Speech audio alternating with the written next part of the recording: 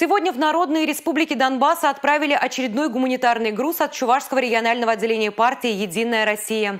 Продукты питания, бутилированная вода, обувь, мука, а также школьная и классическая литература.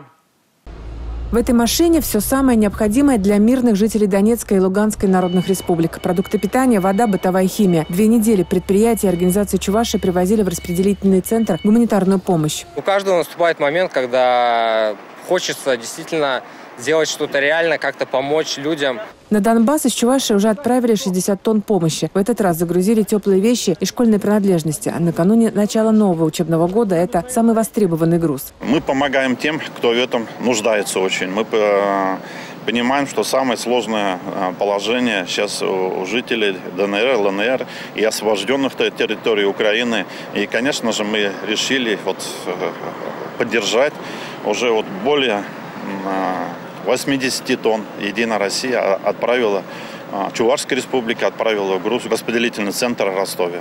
Уже в 4-й раз за рулем фуры Иван Малыгин рассказывает, каждый раз ощущает особую ответственность. Они же ждут все равно. Это когда обычный груз возишь, там тоже ответственность, конечно, но не такая сильная. А здесь-то для людей все-таки, которые очень ждут.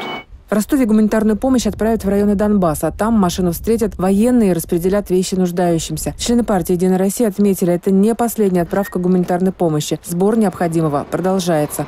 Татьяна Молокова, Алексей Зотиков, Игорь Зверев. Республика.